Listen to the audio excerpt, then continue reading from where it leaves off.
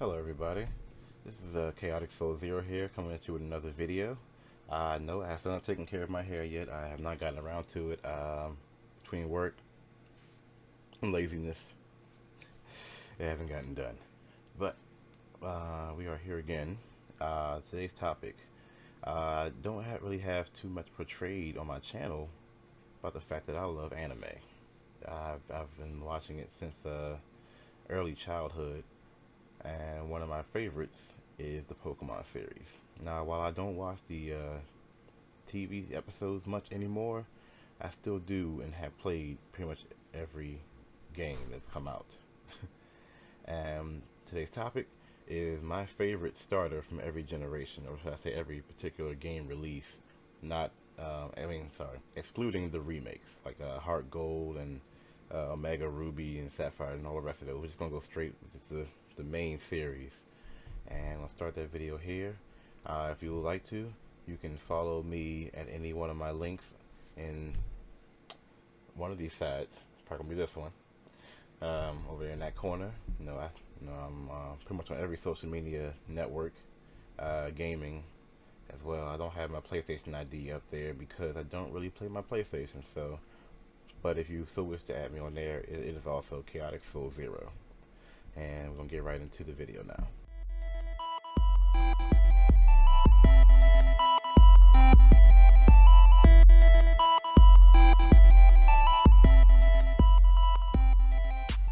Alright, starting off with the first four titles. Well, you get to four titles. I don't know why they ordered it this way. I got this image online, so if this is your artwork, I credit it to you. It's not mine, it's not my artwork. Just throwing that out there.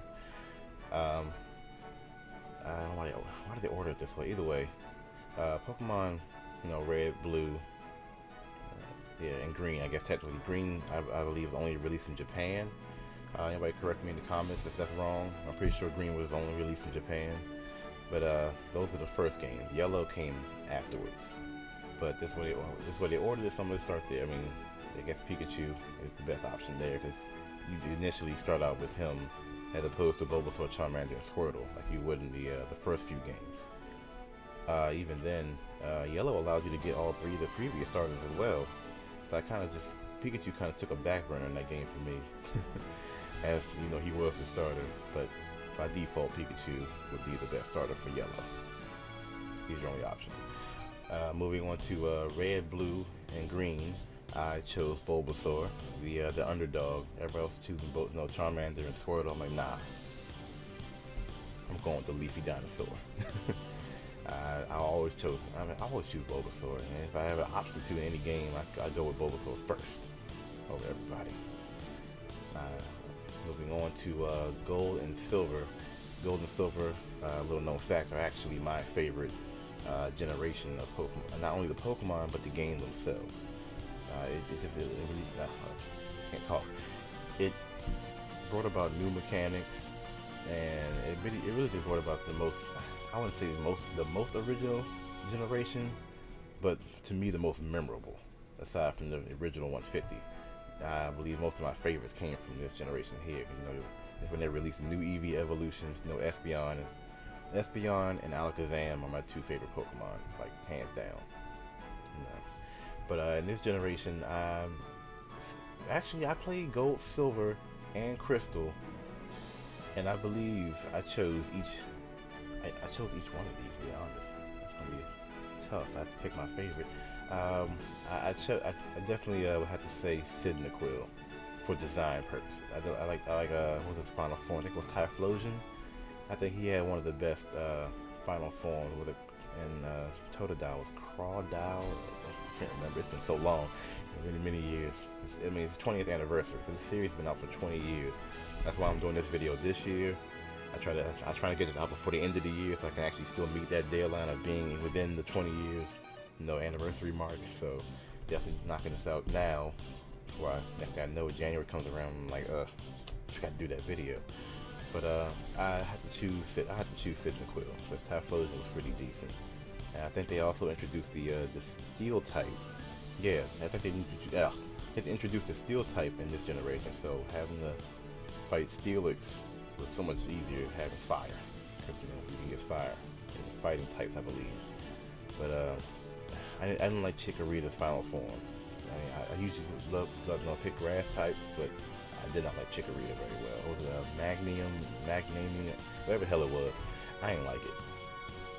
So I mean, I did pick each one as I went. I tried to vary up my choice this time. But Cyndaquil for Generation 2. Moving on to Generation 3, I chose Trico. Trico was my pick for that generation.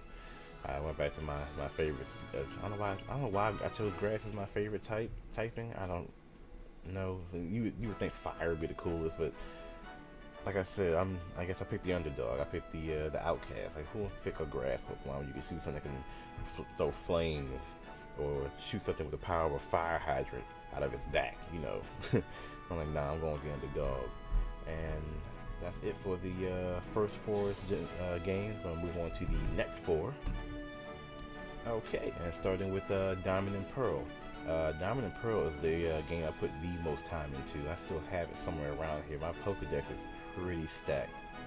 I even got some shinies in there. I got a lot. I put a lot of time into that game, and I couldn't bring myself to get rid of it or trade it, especially with the new trading system going on. I just kind of move them.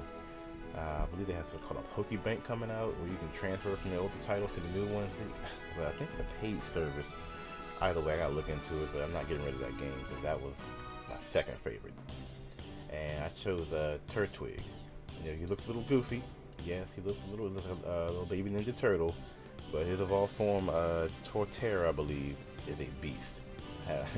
I gave him Earthquake, and he pretty much stomps, and especially in doubles. I would pair him with a flying type, so my team doesn't get hurt by the Earthquake. I'm just rocking him, literally. And that, his defense was up there too. I believe he had like one of the highest defenses, special defenses. He wasn't all that good for special attacks, which is fine. I don't think I even gave him a Solar Beam. But between Earthquake and I had to open up my game to exactly see what moves I gave him. But he was pretty hard to take down unless you had an Ice type. I believe Grass Weekend gets Ice, and he's ground. I think he's ground typing. I think Ground Weekend gets Ice too. I used to know the weakness and strength table by heart back in the first generation. By the 3rd, 4th, and 5th, and they add all these new types and new weaknesses and new abilities. I'm like, y'all lost me. I can't keep up. I can't keep up. But moving on to Black and White, I stayed with my grass typing. Went to Snivy. I didn't like Tepig. I mean, is it Tepig? Tepig. Yeah, Tepig. I don't know. I don't like pigs, honestly. And Oshawott he just looked lame. Look at that thing. What is that? I think towards the end, his final evolution is pretty vicious. So I couldn't deal. But I chose Snivy. Moving on to X and Y, I went with my first, I guess, water picking. I went with Froakie, and I believe it's because of Smash Brothers. Because the new Smash Bros. Was released with Greninja as a playable character, and I thought he was pretty vicious. Like, man, where did this one come from? I don't think X and Y had come out yet, but I definitely had to go with Froakie.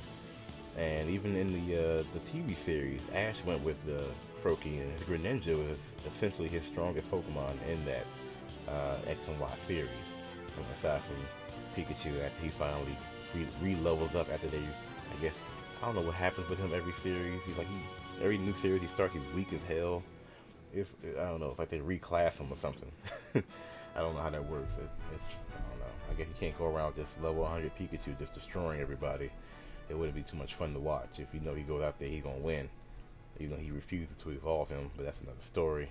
It's just not gonna happen. We're never gonna see a Raichu on his team or whatever. And finally, we are at Sun and Moon, the newest release games that came on the 3DS, I believe about a month ago. I'm still currently playing it. I haven't gotten too much into it as I would like, due to work and parenting and my YouTube and music, everything I'm trying to do, plus everything else I'm trying to pick up. Cause there's things behind the scene. I'm trying to learn business, and I'm getting off track. I'm too much. Anyway, I haven't put too much time in it. Just put it that way. I'm still in the tutorial phase for the most part. Like it's just very slow. That's probably what the problem with this new game is. It's just it's a very slow start. But I chose a Rowlet, and it looks a little goofy. It's a little owl. It's cute, whatever. I was gonna pick Litten. I was like, I don't want to pick a Fire Cat. I don't know. I just couldn't do it. But Rowlet's evolved final form. I don't really know it. I'm still learning this new generation. I guess it's gonna take a while. It's like 700 million of these things now. There's no way my mind can remember all of them. But I mostly went grass in every generation except for Gold and Silver and X and Y.